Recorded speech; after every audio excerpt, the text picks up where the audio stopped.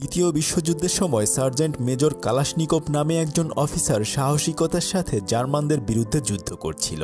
একটা খোলা জায়গায় জার্মান সৈনিকরা রাশিয়ানদের উপর প্রচুর গোলাবর্ষণ করছিল।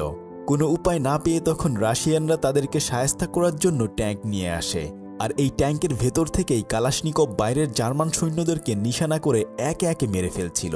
কিন্তু জার্মানরাও তো কম যায় না। কোনো এক পর্যায়ে তাদের ট্যাঙ্কের উপর একটা গোলাবর্ষণ করলে সেখানে আগুন ধরে যায়, আর এর ফলে কালাশনিকভ চোখে এবং কাঁধে বেশ আঘাত পায়। কিন্তু এখন যদি তারা থেমে যায় তাহলে তাদের সাথে থাকা বাকি সৈনিকরাও মারা পড়বে। তখন সে এবং তার সাথে আরেকজন অফিসার দুজন মিলে খুব সাহসিকতার সাথে সামনের দিকে এগিয়ে যায় এবং এক এক করে জার্মানদেরকে নাস্তানাবুদ করে ফেলে। কিন্তু সে অনেক বেশি আঘাত পাওয়ার ফলে অসুস্থ হয়ে যায় এবং এরপর তাদেরকে হসপিটালে নিয়ে আসা হয়। যখন তার হুঁশ ফিরে আসে সে দেখে যে তার মতো আরও অনেক সৈন্যরা আহত হয়ে এখানে পড়ে রয়েছে। তবে কয়েকদিন ট্রিটমেন্টের পরে সে সুস্থ হয়ে যায়, কিন্তু এখন তার শারীরিক অবস্থা অতটা ভালো ছিল না যে সে আবার যুদ্ধে যাবে। তাই তাকে কয়েকদিনের বিশ্রামের জন্য ছুটি দিয়ে দেওয়া হয়। বেচারা মন খারাপ করে আরও কয়েকজন অফিসারের সাথে একটা গাড়িতে করে তার নিজের বাড়ির উদ্দেশ্যে রওনা দেয়। কিন্তু কিছু দূর যাওয়ার পরে রাস্তার মধ্যে তাদের গাড়িটা কাদার ভেতরে আটকে যায়। তারা তখন অনেক চেষ্টা করেও গাড়িটা আর সামনের দিকে নিয়ে আগাতে পারে না। যখন তারা সবাই মিলে গাড়ি ধাক্কা দিচ্ছিল, আর ঠিক তখনই তারা একটু দূরেই দেখতে পায় যে বনের ওখানে ধোঁয়া উঠছে। এটা দেখেই একজন অফিসারের সন্দেহ হয়ে যায়। ওই অফিসার কালাশনিকভকে নিয়ে সেটা দেখার জন্য সামনের দিকে আগাতে থাকে। কিছুক্ষণ পরে তারা ওখানে একটা ট্যাঙ্কার দেখতে পায়, আর তখন ওই অফিসার কালাশনিকভের হাতে ছোট্ট একটা পিস্তল ধরিয়ে দিয়ে সামনের ঘরের কাছে যায়। আর ঠিক তখনই তার ভেতর থেকে দুজন জার্মান সৈনিক বের হয়ে আসে। এটা দেখতে পেয়ে অফিসার একজন জার্মান সৈনিককে মেরে ফেলে, কিন্তু কিছুক্ষণ পরে আরেকজন এসে ওই অফিসারকে গুলি করে দেয়। তখন অফিসার বারবার গুলি করতে গেলেও তার বন্দুক থেকে আসলে কোনো গুলি বের হচ্ছিল না। আসলে তখন তার রাইফেলটি জ্যাম হয়ে গিয়েছিল। এটা দেখে কালাশনিকভ তার ছোট্ট পিস্তলটি দিয়ে ওই জার্মান সৈনিককে মেরে ফেলে, কিন্তু এর ফলে ওই অফিসার অনেক বেশি আহত হয়ে গিয়েছে। কালাশনিকভ তখন ওই অফিসারকে নিয়ে গাড়িতে করে আসার সময় সেই পিস্তলটি নিয়ে দেখতে থাকে যে আসলে কেন এটা তখন চলেনি। সে পিস্তলটা ভালো করে খুলে দেখতে পায় যে পিস্তলের ম্যাগাজিনে পানি জমে যাওয়ার কারণে সেখান থেকে সময় মতো গুলি বের হয়নি। যাই হোক, এরপর তারা তাদের গাড়ির কাছে এসে আরও কয়েকজন আহত সৈনিককে নিয়ে রেল স্টেশনে চলে আসে। এখান থেকে ট্রেনে করে কালাশনিকভ তার গ্রামে চলে যাবে। সে বাকি সমস্ত যাত্রীদের সাথে নিজেও ট্রেনে উঠে পড়ে। আসলে এই যুদ্ধে যারা আহত হয়েছে তারা সবাই এই ট্রেনে করে বাড়ি ফিরে যাচ্ছিল। ট্রেনের ভেতরে কথা বলতে বলতে আরও কয়েকজন অফিসারের সাথে কালাশনিকভের পরিচয় হয়। কথায় কথায় কালাশনিকভ ওই অফিসারকে বলতে থাকে, আসলে আমার ছোটবেলা থেকেই অটোমেটিক রাইফেল বানানোর অনেক বেশি শখ ছিল। তখন ওই অফিসার তার পিস্তলের এই মডেল দেখে বলতে থাকে যে যদি তুমি এটা বানাতে পারো তাহলে তো আমাদের জন্য খুবই ভালো হয়। আর তাছাড়া ছোটবেলা থেকেই কালাশনিকভের এমন একটা অটোমেটিক পিস্তল বানানোর ইচ্ছে ছিল। যাই হোক, ট্রেনে করে যাওয়ার সময় বাড়িতে না গিয়ে যেখানে আর্মিদের পিস্তল বানানোর কারখানা রয়েছে কালাশনিকভ সেখানে নেমে যায়। সে তখন মনে মনে তার মাকে বলতে থাকে তাকে ক্ষমা করে দেওয়ার জন্য, কেননা সে চাইলে এখন বাড়ি ফিরে যেতে পারত। কিন্তু সে তার স্বপ্ন পূরণ করার জন্য সেই পিস্তল তৈরির কারখানায় পাবেল অ্যান্ড্রেভিস নামে একজন অফিসারকে খুঁজতে থাকে। কালাশনিকভ তার কাছে গিয়ে বলতে থাকে যে জার্মানিদের কাছে অনেক আধুনিক অস্ত্রশস্ত্র রয়েছে, কিন্তু আমাদের কাছে সেটা নেই। তাই আপনি যদি আমাকে সাহায্য করতেন তাহলে আমি একটা অটোমেটিক পিস্তল তৈরি করতে পারতাম। তখন ওই লোকটি তাকে কোনো ধরনের সাহায্য না করে আরও উল্টো বলতে থাকে যে তুমি তো কালাশনিকভ, তাই না, যে আগেও একটা পিস্তল তৈরি করেছিলে, কিন্তু সেটা ভালো মতো কাজ করেনি। তোমার জন্যই আমাকে পূর্বে অনেক কথা শুনতে হয়েছিল। এই কথা বলে অপমান করে তাকে ওখান থেকে তাড়িয়ে দেয়। বেচারা মন খারাপ করে কারখানার বাইরে এসে বসে থাকে। কিছুক্ষণ পরে সে অন্যান্য সৈনিকদের কাছ থেকে জানতে পারে যে আজকে এখানে অনেক বড় একজন লেফটেন্যান্ট কর্নেল অফিসার আসবে। তাই যখন ওই অফিসার ট্রেন থেকে নামে কালাশনিকভ দৌড়ে তার কাছে গিয়ে বলতে থাকে, আমি বেশ কয়েক বছর ধরে রাশিয়ান সেনাবাহিনীতে চাকরি করছি, তবে গত কয়েকদিন আগে আমি ট্যাঙ্ক চালানোর সময় আহত হয়ে যাই। এখন ছুটিতে আছি, তবে জার্মান সৈনিকদের কাছে অনেক আধুনিক অস্ত্রশস্ত্র রয়েছে। যদি কখনো আমরা সামনাসামনি বন্দুকযুদ্ধে অংশগ্রহণ করি তার জন্য আমাদের অনেক ভালো অস্ত্রের প্রয়োজন। যদি আপনি আমাকে অনুমতি দেন তাহলে আমি অটোমেটিক একটা পিস্তল বানাতে পারবো। অফিসার তার সমস্ত কিছু শুনে তাকে অনুমতি দিয়ে দেয়। এরপর সে ওই চিঠিটা এনে অফিসার পাবেল অ্যান্ড্রেভিসকে দেখায়। এবার তো চাইলেও সে আর মানা করতে পারবে না, তাই সে তখন তাকে ওই পিস্তল বানানোর জন্য আলাদা একটা জায়গা দিয়ে দেয়। কালাশনিকভ এবার দিনরাত তার স্পেশাল মডেলের পিস্তল বানানোর জন্য কঠোর পরিশ্রম করতে থাকে, কিন্তু এর জন্য আসলে তার আরও কয়েকজন লোকের প্রয়োজন ছিল। সে গিয়ে যখন অফিসার পাবেল অ্যান্ড্রেভিসকে এই কথা জানায়, সে তখনই তাকে কোনো লোক দিয়ে সাহায্য করার কথা মানা করে দেয়।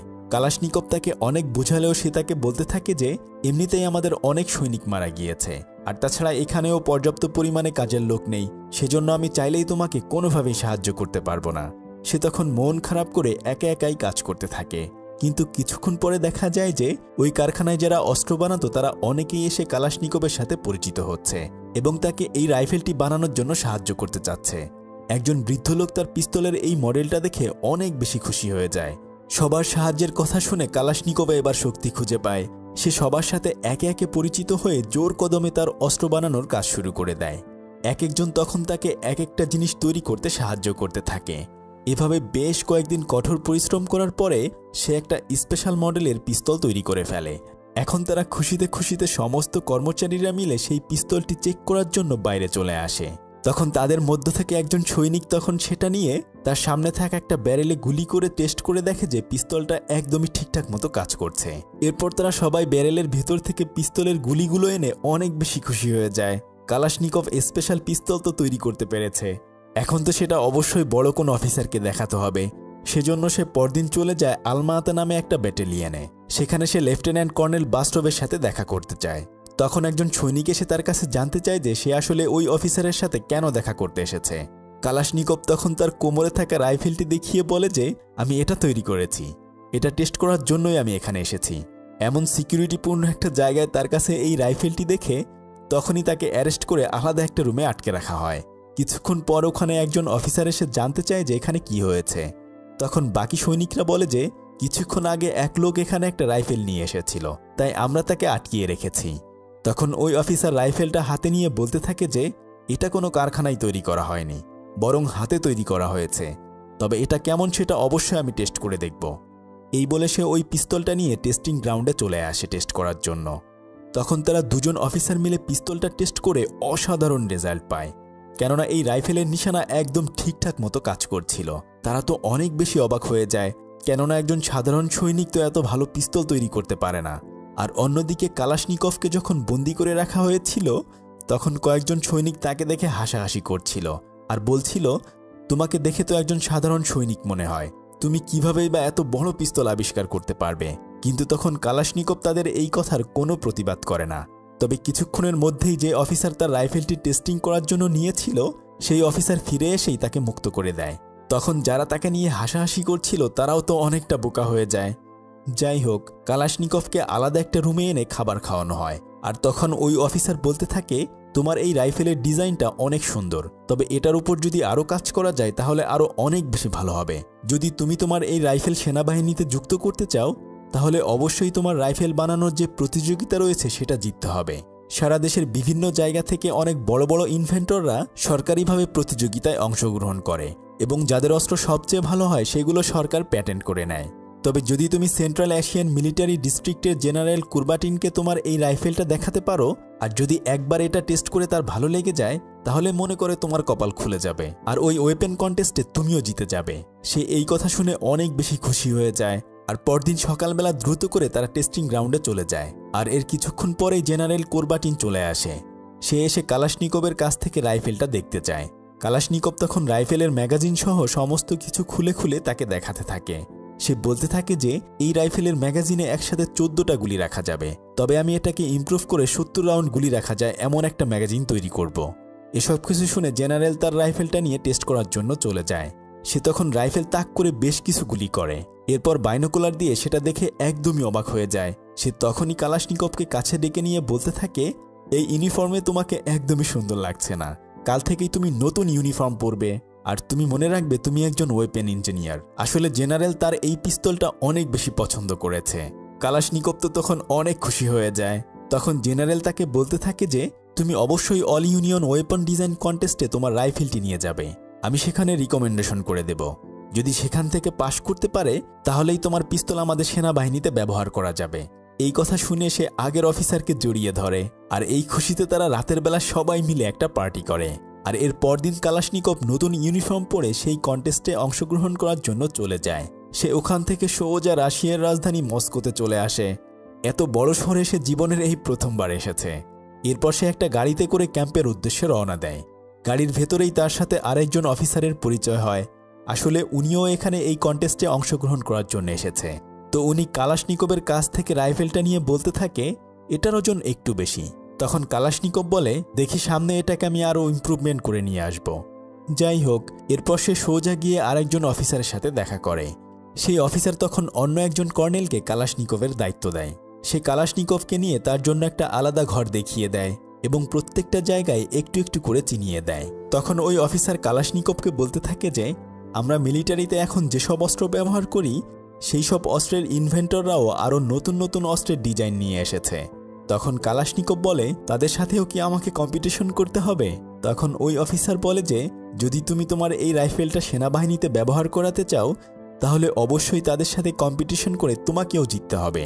কিন্তু কালাশনিকভ ছিল গ্রামের ছেলে, সে তো খুব ভালো পড়াশোনাও বেশি একটা করতে পারেনি, তাই সে তার রাইফেলের কোনো ধরনের ভালো ডিজাইনও আঁকতে পারেনি। তবে এরপর সে যখন খাবার খেতে যায় তখন একজন মেয়ে অফিসার এসে কালাশনিকভকে বলে যে, আমার কাজ শেষ হবে রাত 8টায়, আর তখন আমি তোমার রাইফেলের ডিজাইন নিয়ে তোমাকে কাজ করে দিতে পারবো।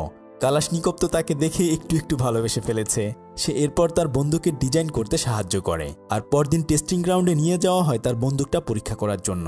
তবে সেখানে পরীক্ষা করে দেখা যায় যে তার বন্দুকে বেশ কিছু সমস্যা রয়েছে। ওখান থেকে ফিরে এসে দিনরাত পরিশ্রম করে সে সেগুলো ঠিক করতে চেষ্টা করে। আর এরই মধ্যে মেয়েটিও কালাশনিকভকে একটু একটু পছন্দ করতে থাকে। তবে পরদিন টেস্টিং গ্রাউন্ডে গিয়ে তার বন্দুক টেস্ট করার পরে তার বন্দুকে আরও নানাবিধ সমস্যা ধরা পড়ে, যার ফলে সে ওই প্রতিযোগিতা থেকে বাদ পড়ে যায়। তবে সে প্রথম এখানে যেই অফিসারের সাথে এসেছিল সেই লোকটি ওই প্রতিযোগিতায় জিতে যায়। কালাশনিকভ যখন অনেক বেশি মন খারাপ করেছিল তখন সেই অফিসার এসে তাকে বলতে থাকে যে, তুমি এত মনোবল হারায়ও না, আজ না হয় কালকে তুমি অবশ্যই ভালো কিছু আবিষ্কার করতে পারবে। তুমি না হয় অন্য কোনো ধরনের ডিজাইন নিয়ে আবার কাজ করো, দেখবে একদিন না একদিন তুমি সবার মুখ উজ্জ্বল করতে পারবে। সে তখন ওখান থেকে ফিরে এসে কর্নেলের সাথে দেখা করে। কর্নেল তখন তাকে সান্ত্বনা দিতে থাকে যে, তুমি এ পর্যন্ত এসেছো এটাই অনেক বড় কিছু, আর তাছাড়া তুমি এত সহজে ভেঙে কেন পড়ছো। সে তখন তাকে মোটিভেট করে আরও একজন অফিসারের কাছে পৌঁছে দেয়। সেই অফিসার তখন কালাশনিকভকে বলতে থাকে যে, আর অল্প কিছুদিনের মধ্যেই মেশিন গান নিয়ে একটা প্রতিযোগিতা রয়েছে, যদি তুমি ফিরে গিয়ে নতুন মডেলের কোনো মেশিন গান আবিষ্কার করতে পারো তাহলে সেই প্রতিযোগিতায় অংশগ্রহণ করে অবশ্যই তুমি জিততে পারবে। এবার তো তাকে আবার ফিরে যেতে হবে, কিন্তু এখানে তো রেখে যেতে হবে তার পছন্দের মানুষকে।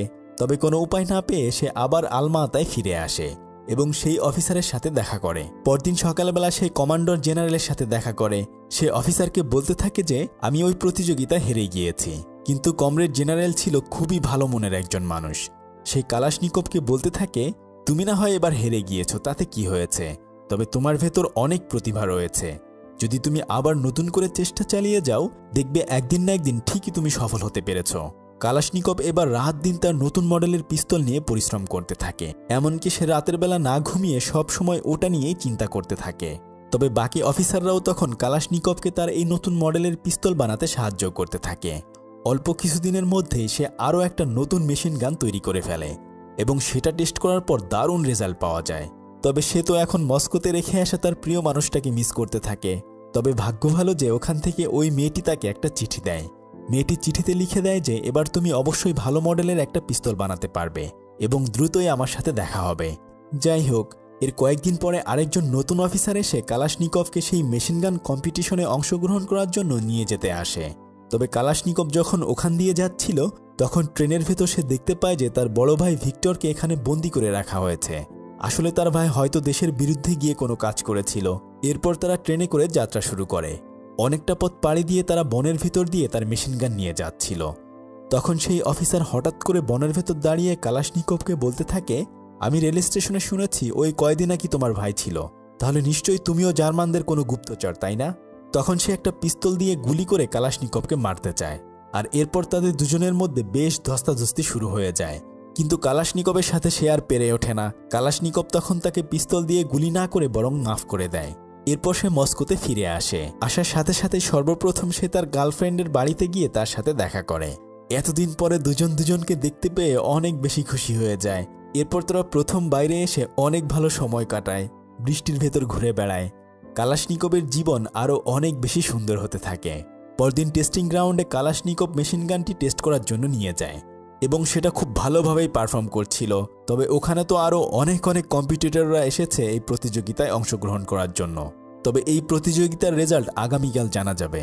পরদিন সকালবেলা একজন অফিসার এসে কালাশনিকভকে বলতে থাকে যে, তোমরা যারা এখানে অনেক ভারী ওজনের মেশিন গান নিয়ে এসেছো তাদের সবার মেশিন গান বাদ দেয়া হয়েছে, আর এই তালিকায় কালাশনিকভের মেশিন গানটাও বাদ দিয়ে দেওয়া হয়। সে তো অনেক বেশি ভেঙে পড়ে, দুইবার সে ফেল হয়ে গেছে, তাই সে আর চায় না এগুলো নিয়ে কাজ করতে, বরং সে আগে যে ট্যাঙ্কে কাজ করতো সেখানেই ফিরে যেতে চায়। কিন্তু সে তো অসুস্থ ছিল, তাই সে ডাক্তারের কাছে চেক আপ করানোর জন্য যায়। তখন ডাক্তার বলে দেয় যে এখনো তুমি ভালো করে সুস্থ হওনি, সুস্থ হলেই তুমি সেই আগের চাকরিতে জয়েন করতে পারবে। এই কথা শুনে কালাশনিকভ ওখান থেকে মন খারাপ করে চলে আসে। তখন একজন অফিসার তাকে নিয়ে এসে বলতে থাকে যে তুমি এত ভেঙে পড়ো না, তুমি দেখবা একসময় না একসময় তুমি খুব ভালো কিছু করতে পারবে, তবে সেজন্য অবশ্যই তোমার নিজের উপর বিশ্বাস রাখতে হবে। এই কথা শুনে সে রাতের বেলায় শুয়ে শুয়ে সব কিছুই ভাবতে থাকে। সে তখন চিন্তা করতে থাকে সেদিন যদি সে ট্রেন থেকে না নেমে যেত তাহলে হয়তো আজকে তার জীবনটা অন্যরকম হতে পারত। মিছে মিছে সে তার জীবনের এতগুলো সময় এই রাইফেল বানানোর পেছনে নষ্ট করে ফেলেছে। হয়তো এখন সে তার পরিবারের সাথে অনেক বেশি ভালো থাকতো। এসব কিছু সে একা একা শুয়ে শুয়ে চিন্তা করতে থাকে। সারা রাত এপাশ ওপাশ করেও একটুও তার ঘুম আসে না। তবে এখন তো তাকে এখান থেকে চলে যেতে হবে, তাই পরদিন সকালবেলা সে ওই মেয়েটির মায়ের সাথে গিয়ে দেখা করে এবং সরাসরি সে তার মেয়েকে বিয়ে করার প্রস্তাব দেয়। আর তখন তার মা কালাশনিকভকে বলতে থাকে যে আমার মেয়ের আগেও একটা বিয়ে হয়েছিল এবং তার একটা বাচ্চাও রয়েছে, কিন্তু কালাশনিকভ তাকে বলে যে এতে আমার কোনো সমস্যা নেই, আমি ওকে বিয়ে করতে চাই। যখন তারা এসব নিয়ে কথা বলছিল আর ঠিক তখনই বাইরে সমস্ত সৈন্যরা বিজয় উল্লাস করতে থাকে, কেননা দ্বিতীয় বিশ্বযুদ্ধে সোভিয়েত ইউনিয়ন তথা রাশিয়া জিতে গিয়েছে। এখন তো যুদ্ধ বন্ধ হয়ে গেছে, তাই হয়তো আর কোনো ধরনের রাইফেলেরও প্রয়োজন হবে না। যাই হোক, কয়েকদিন ওখানে থেকে তার স্ত্রীকে রেখে আবার আলমাতায় ফিরে আসে। সে তখন একজন অফিসারের সাথে দেখা করে তাকে বলতে থাকে যে এতদিন আমি এই রাইফেল বানাতে যত কষ্ট করেছি সবকিছুই কি বৃথা চলে যাবে? তখন ওই অফিসার তাকে একটা টেলিগ্রাম দেখিয়ে বলে যে আরে তুমি ভয় পেও না, তুমি ভেবেছ হয়তো যুদ্ধ শেষ হয়ে গেছে, এর মানে আমাদের অস্ত্র তৈরি করা বন্ধ হয়ে যাবে। অবশ্যই সেটা হবে না, বরং তুমি এবার আরো পুরো নতুন উদ্যমে অস্ত্র বানাতে শুরু করো। এই কথা শুনে কালাশনিকভ এবার নতুন ডিজাইনের একটা পিস্তল বানাতে চেষ্টা করতে থাকে। সে দিনরাত কঠোর পরিশ্রম করতে থাকে। আর এর কয়েকদিন পরেই প্রথম যখন কালাশনিকভ কম্পিটিশনে গিয়েছিল, যে অফিসার ওই কম্পিটিশনে জিতেছিল সেই কালাশনিকভের কারখানায় চলে আসে তার সাথে দেখা করার জন্য। সে এবার কালাশনিকভের ডিজাইন দেখে বুঝে ফেলে যে এই রাইফেলটা এত ভালো হবে যে যার কাছে আর অন্য কোনো রাইফেল টিকতেই পারবে না। যাই হোক, এরপর সে বেশ কয়েকদিন পরিশ্রম করে নতুন ডিজাইনের একটা রাইফেল তৈরি করে ফেলে। এখন সে ওই রাইফেলটি নিয়ে আবার মস্কোতে ফিরে আসে, কিন্তু সে আসে জানতে পারে যে এবার সে যাদের সাথে কম্পিটিশনে অংশগ্রহণ করবে তারা অনেক বড় বড় অফিসার ছিল এবং যাদের পিস্তল ইতোমধ্যে রাশিয়ার সেনাবাহিনীতে রয়েছে। সেজন্য সে একটু ভয় পেয়ে যায়, কিন্তু তার স্ত্রী তখন তাকে বলতে থাকে যে তুমি শুধু শুধু ভয় পাচ্ছ, দেখিও এবার অবশ্যই তুমি এই কম্পিটিশনে জিততে পারবে। কালাশনিকভের সাথে তখন আরেকজন অফিসারের দেখা হয়ে যায়, সেও আসলে এই কম্পিটিশনে অংশগ্রহণ করার জন্য এসেছে। আর তারা দুজন মিলেই রাইফেলটা সমস্ত কিছু এক এক করে বানাতে থাকে, কেননা এখান থেকে এটা একদম পারফেক্টলি তৈরি করে টেস্টিংয়ের জন্য নিয়ে যাওয়া হবে। এবার সে একদম সিম্পলভাবে সুন্দর একটা রাইফেল তৈরি করেছে। কয়েকদিন পরিশ্রম করার পরে সে ফাইনালি তার নতুন ডিজাইনের পিস্তলটি তৈরি করতে সক্ষম হয়। তবে এখন তো টেস্টিংয়ের পালা, কিন্তু চাইলেই তো আর পিস্তল টেস্ট করা যাবে না, সেজন্য তাকে আরও দুদিন অপেক্ষা করতে হবে, কেননা এই 2 দিন জেনারেলের পিস্তলটি টেস্ট করা হবে। কিন্তু কালাশনিকভের আসলে দেরি সহ্য হচ্ছিল না। সে তখন টেস্টিং হলে গেলে তাকে ওখান থেকে বের করে দেয়। সে এসে তখন একজন অফিসারের সাথে দেখা করে বলে যে আমি আমার পিস্তলটা আজকেই পরীক্ষা করতে চাই, কিন্তু সেই অফিসার বলে যে সেজন্য তোমাকে অবশ্যই 2 দিন অপেক্ষা করতে হবে, কেননা বড় অফিসারের পিস্তল রেখে তো আমরা তোমার পিস্তল টেস্ট করতে পারি না। তবে কালাশনিকভের আর তর সহ্য হচ্ছিল না, তাই সে গ্রাউন্ডের বাইরে এসে একটা বেরেলের ভেতর কিছু বালি দিয়ে চক দিয়ে একটা নিশানা বানিয়ে পিস্তল নিয়ে টেস্ট করতে থাকে। একের পর এক গুলি করে সে চেক করে দেখে যে তার পিস্তলটা আসলে ঠিকঠাক মতো কাজ করছে। কিন্তু বাইরে এরকম গুলির আওয়াজ শুনে কিছুক্ষণ পরেই কয়েকজন সৈনিক এসে তাকে গ্রেফতার করে নিয়ে যায়। কিন্তু সে অনেক বেশি খুশি ছিল, কেননা তার রাইফেলটি একদম ঠিকঠাক টার্গেট মতো কাজ করেছে। যাই হোক, যেহেতু জেনারেলের পিস্তলের টেস্টিং চলছিল, সে তখন তাকে ডেকে নিয়ে আসে এবং তার কাছ থেকে তার নতুন মডেলের পিস্তলটি দেখতে চায়। কিন্তু কালাশনিকভ তাকে সেটা দেখাতে চায় না, কেননা টেস্টিংয়ের আগে একজন ওয়েপন ইঞ্জিনিয়ার আর একজন ওয়েপন ইঞ্জিনিয়ারকে তার অস্ত্র দেখায় না।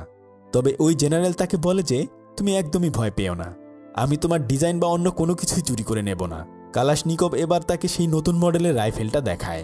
জেনারেল তখন এটা খুব ভালোভাবে খুঁটিয়ে খুঁটিয়ে দেখতে থাকে এবং সে বলে যে এমন ভালো একটা রাইফেল আমি আগে কখনোই দেখিনি।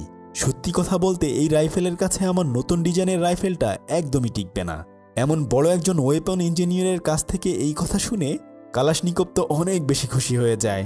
তাই পরদিন চলে আসে সেই মহেন্দ্র খন। আজকে তার পিস্তলটি পরীক্ষা করা হবে। তবে তার আগে অন্য আরেকটি পিস্তল পরীক্ষা করা হচ্ছিল। তবে সেই পিস্তলটি পানিতে ভিজিয়ে টেস্ট করা হলে দেখা যায় যে সেটা থেকে আর গুলি বের হচ্ছে না। এবার কালাশনিকভের পালা। সর্বপ্রথম কালাশনিকভের পিস্তলটিতে ধুলোবালু অনেক কিছু মাখিয়ে টেস্ট করা হয় এবং সেটা খুব ভালোভাবেই পারফর্ম করে। এরপর পানিতে চুবিয়ে আবার টেস্ট করা হয়। প্রতিবারেই তার নতুন এই রাইফেলটি ভালোভাবেই কাজ করছিল। এইবার তার নতুন মডেলের রাইফেলটি টেস্টিংয়ে পাশ করে যায়। সে ওখান থেকে ফিরে এসে তার স্ত্রীকে এই কথা জানায়। তখন তার স্ত্রী তাকে বলে যে তোমার জন্য আরও একটা খুশির খবর রয়েছে, তুমি খুব শীঘ্রই বাবা হতে চলেছ। কালাশনিকভ তখন তার স্ত্রীকে জড়িয়ে ধরে ভালোবাসতে থাকে। এর পরদিন সকালবেলা অনেক বড় একজন অফিসার এসে তার নিজের পার্সোনাল গাড়িতে করে কালাশনিকভকে অন্য একটা জায়গায় নিয়ে যায়। তখন ওই অফিসার জানতে চায় যে কালাশনিকভ কতদূর পড়াশোনা করেছে। তখন কালাশনিকভ বলে যে অভাবের কারণে আমি বেশ পড়াশোনা করতে পারিনি, তবে আমি ছোটবেলা থেকেই সবসময় চাইতাম অনেক ভালো একটা রাইফেল বানানোর জন্য। যাই হোক, এরপর তাকে একটা গ্রাউন্ডে নিয়ে আসা হয় আর সেখানে হাজার হাজার সৈনিক দাঁড়িয়েছিল আর সমস্ত সৈনিকের হাতে ছিল কালাশনিকভের আবিষ্কার করা সেই যুগান্তকারী বন্দুক AK-47, যা রাইফেলের দুনিয়ায় সবচেয়ে সেরা রাইফেল হিসেবে বিবেচনা করা হয়। সমস্ত সৈনিকরা কালাশনিকভকে সেলুট করে। অদম্য ইচ্ছাশক্তির কারণে এভাবেই একজন সাধারণ সৈনিক থেকে কালাশনিকভ ইতিহাসের সবচেয়ে সেরা অস্ত্র AK-47-এর জন্ম দেয়। এরপর সে খুশি মনে তার স্ত্রী এবং 2 কন্যাকে নিয়ে তার গ্রামে ফিরে আসে। এতটা দিন সে তার মা বাবার কাছ থেকে দূরে ছিল তার এই আবিষ্কারের জন্য। এখনও ইতিহাসের পাতায় তার নাম স্বর্ণাক্ষরে লেখা।